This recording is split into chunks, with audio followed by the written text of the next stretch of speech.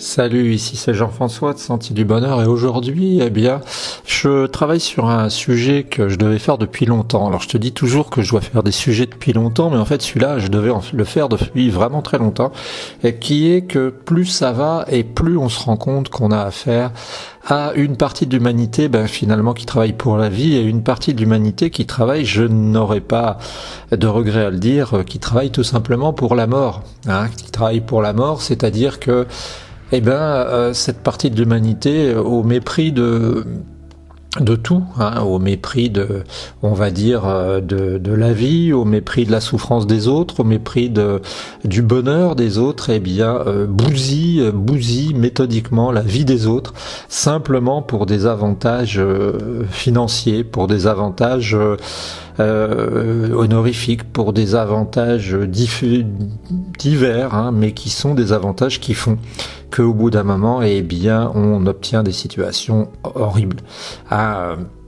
Et ça, on doit le dire que finalement, il y a deux types de personnes dans le monde. Il y a ceux qui réparent, il y a les chirurgiens, il y a les médecins, encore que les médecins, pour certains, c'est sujet à caution, mais enfin, disons, il y a ceux qui soignent, et puis il y a ceux qui cassent. Et puis, le monde donne cette impression, c'est-à-dire qu'on a l'impression, moi j'avais l'impression naïvement quand j'avais 25 ans, 20 ans, que le monde allait se répartir, devenir beaucoup plus vertueux au fur et à mesure que le temps évoluait. Et puis, comme j'étais dans une famille normale où on voyait pousser l'herbe dans la nature, et puis le maïs même, on se disait on va vers le mieux. Et puis là, on a l'impression qu'on est en stand-by. On a l'impression que depuis quelques décennies, il y a autant de monde qui casse que de monde qui répare, et c'est quelque chose d'absolument incroyable, parce que on est arrivé dans une situation où finalement on a l'impression qu'on n'a pas progressé. C'est ça. Alors on a beau avoir des drones qui peuvent fonctionner pendant 36 heures, qui sont utilisés principalement pour le militaire, mais qui peut-être bientôt seront utilisés pour la lutte contre le réchauffement, qui peut-être seront utilisés pour travailler sur la déforestation et tout ça. On a des drones qui fonctionnent comme ça, on a des ordinateurs qui peuvent te calculer des millions d'opérations à la seconde, on est allé sur la Lune en principe, si c'est vrai, et pourtant on est dans une situation où finalement, d'un côté t'as, pour caricaturer un peu à peine, d'un côté t'as des gros salauds, t'as des gens qui finalement cassent, et puis de l'autre côté t'as ceux qui réparent. Et puis on a l'impression sans arrêt, comme dans un magasin de porcelaine, là il y a ceux qui ramassent les morceaux, et puis il y a ceux qui rapportent des nouvelles tasses. Et puis c'est complètement incroyable, quoi. C'est incroyable. Alors on va me dire oui, mais finalement c'est pas grand chose, le type qui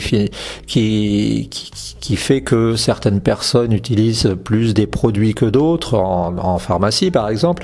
C'est pas complètement un gros salaud. Non, personne n'est complètement un gros salaud, je te rassure. Tu sais, c'est l'histoire de Patrick Bruel et de ça, quand il se regarde dans la glace, je suis dégueu mais je suis pas dégueulasse. C'est un peu pareil, quoi. C'est Pardon, c'est le fait que, en fait, sous couvert que personne ne peut se trouver un gros salaud, il y a des gens qui font des grosses saloperies, et puis il y a des gens tout simplement qui n'ont rien à faire. Il y a des gens qui n'ont rien à faire, et ça c'est quelque chose d'absolument incroyable. Alors il y a un autre phénomène, parce qu'à leur décharge il y a un autre phénomène, deux phénomènes à vrai dire. Un des phénomènes, c'est qu'il y a une certaine impunité, c'est-à-dire que le système s'est organisé pour faire que, à partir du moment où on a une activité économique, à partir du moment où on a une activité quelconque, on est plus ou moins, on a une certaine impunité. On peut aller se permettre d'aller faire les pires des conneries. Finalement, on va pas être tant que ça puni. Je sais pas si tu te rappelles du sketch de Michael Moore où en fait il y avait le gars qui piquait aux États-Unis quelque chose dans un supermarché et qui se retrouvait attrapé. Et puis il voulait faire la même chose avec le gars de Wall Street qui avait piqué $1 million. Et en fait, tu t'aperçois que c'est amusant parce que aux États-Unis, les types qui vont avoir piqué dans le supermarché, on les coffre. C'est surtout s'ils sont noirs. Et puis les autres, ceux qui vont avoir piqué 10 ou 50 millions de dollars, on les voit pas. Ça me rappelle aussi quelque chose concernant Alors il y avait quelqu'un qui avait fait ça, je me rappelle pas si c'est Denis Robert ou si c'est un autre journaliste. Ils avaient parlé tu retrouveras ça si t'es intéressé. Ils avaient parlé du Luxembourg et ils avaient expliqué qu'en fait c'était incroyable parce que si tu cherchais à passer, à envoyer 50 euros, je sais pas moi, en Chine par exemple, c'était hyper compliqué parce qu'il fallait dépenser de l'argent, etc. Il y avait des commissions. Par contre, si tu voulais transférer 50 millions d'euros, j'ai bien dit 50 millions d'euros. Ça n'apparaissait nulle part, tu vois. Donc finalement, dans notre monde, et il faut le savoir, il y a des sortes c'est comme un gruyère, si tu veux, c'est-à-dire qu'il n'y a pas une homogénéité de la loi, il n'y a pas une homogénéité du droit. Bien au contraire, ce qui se passe dans notre monde, c'est qu'en fait, il y a une sorte il y a des trous. Il y a des trous, et puis il y a des gros malins qui profitent des trous, qui les ont fait eux-mêmes, des trous dans la législation, un peu comme les impôts, tu sais, c'est pareil avec les impôts. T'as des types comme toi et moi qui payons nos impôts et puis qui savons pas trop, qui sommes un peu lourdeaux, qui dans le meilleur des cas allons faire un tour à l'hôtel des impôts pour demander des conseils, pour essayer de pas être trop matraqués. Et puis de l'autre côté, t'as d'autres personnes, t'as des gros cadors, des types qui sont pleins de pognon, qui eux de leur côté vont à contrario avoir plein d'optimisation, bosser comme c'est pas possible pour éviter les impôts et puis n'en payer pour ainsi dire pas. C'est comme ça que Warren Buffett disait qui a dit beaucoup de choses, Warren Buffett, entre autres que la guerre entre les pauvres et les riches était gagnée par les riches déjà, mais Warren Buffett s'offusquer lui-même de voir que sa secrétaire proportionnellement payait beaucoup plus d'impôts que lui. Ouais, c'est comme ça, c'est la loi des puissants. Alors face à ça, face à ceux aussi qui font de la déforestation, on a bien vu avec, je crois que c'est il y a une cinéaste qui actuellement fait quelque chose sur la biodiversité, qui a montré que on avait des virus, qu'on avait des maladies nouvelles qui apparaissaient simplement parce qu'on avait eu le malheur de casser la biodiversité, on s'aperçoit que ça déclenche des drames. Alors face à ça, il y a, tu sais, je suis toujours quelqu'un d'assez rationnel et donc j'essaye de trouver des solutions. J'essaye au moins de trouver des réponses, parce que c'est bien beau de se plaindre, c'est bien beau de faire le petit malheureux, c'est bien beau de dire qu'il y a des choses qui vont pas, mais si c'est pour après couiner et puis ne rien faire, ça vaut pas le coup. Alors face à ça, je pense qu'il faut savoir raison garder et bien souvent, nous-mêmes, les peuples entre guillemets, nous avons le tort de baisser les bras. Et ça, c'est une technique, en matière de lutte, qui consiste pour celui qui lutte, un des lutteurs le plus avantagé, à essayer de montrer que la bataille n'est pas livrable et donc finalement de te forcer à pas lutter. Et ce qu'il faut surtout pas, toi, dans ton cas, c'est que tu abandonnes, comme moi, c'est-à-dire que sans s'en rendre compte, on a un pouvoir, sans s'en rendre compte. Et j'ai dit sans s'en rendre compte. Sans s'en rendre compte, on a un pouvoir. On a un pouvoir qui est le pouvoir de dire non et surtout de faire non. Surtout de faire le contraire de ce qu'on s'attend à ce qu'on fasse. Parce que comme je le disais, et comme c'est écrit dans l'art de la guerre, la meilleure des batailles, c'est celle qu'on ne livre pas. Oui, dans ce domaine, c'est ça qu'il faut surtout éviter de faire, c'est de ne pas mener de bataille. Mais la bataille, il faut l'amener de manière intelligente, tu vois, parce que si tu vois Thierry Casasnovas qui a des gros ennuis, j'ai pas dit que ces gens-là sont bêtes, j'ai dit simplement qu'ils se sont heurtés de plein fouet, de plein front au problème. Si tu vois des gens comme Thierry Casasnovas qui se retrouvent avec une série de procès qui l'ont complètement paralysé, si tu vois des gens comme Claire Sévrac qui elle, on dit qu'elle a été empoisonnée et ça fait un peu peur.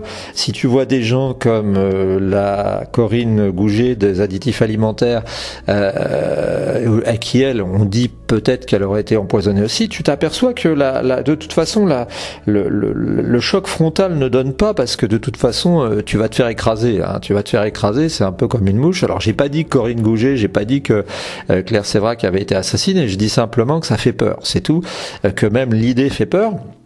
Mais ce que je veux dire, c'est que nous, où on a de la puissance, du pouvoir, c'est en choisissant ce qu'on mange, en choisissant aussi ce qu'on consomme. Et là, on a un pouvoir énorme, parce que si on décidait à tous de arrêter je dis une bêtise, mais arrêter de manger du McDonald's parce qu'ils sont pas vertueux sur un truc, ça fait longtemps que McDonald's aurait fait ce qu'on demande, et etc., etc. Donc tu vois que nous, à nous tous, finalement, sans nous en rendre compte, on a un pouvoir, on a le pouvoir, mais on ne le prend pas.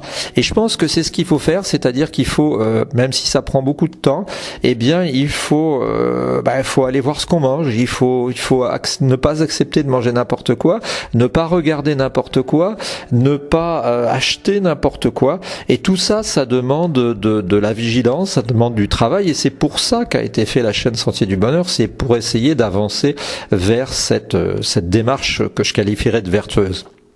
Donc ne pas perdre le fil, ne pas perdre l'espoir, et puis surtout continuer à travailler, et travailler de manière régulière, de manière sans se heurter directement au monstre, au Moloch, parce que de toute façon on risque de se faire détruire, et bien continuer de diffuser une parole comme ça. Tu vois, ici Sentier du Bonheur, c'est une petite chaîne, on est bien content d'être petit parce qu'on s'expose pas, on est sous les radars, et ça permet bien progressivement, point par point, touche par touche, comme un peintre, de finir le tableau, de l'avancer.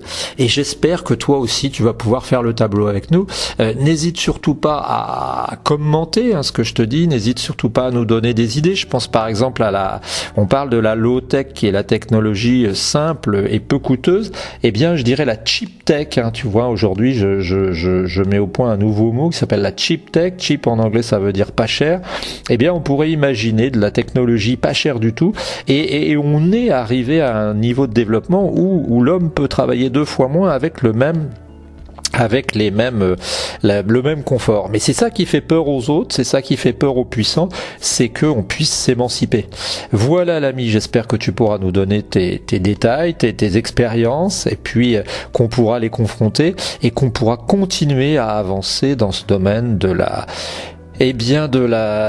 vie, tout simplement. Et j'espère aussi que toi, tu fais partie de la deuxième partie, c'est la deuxième partie de l'humanité, celle qui défend la vie, celle qui chérit la vie, plutôt que la première. Je te souhaite une bonne journée.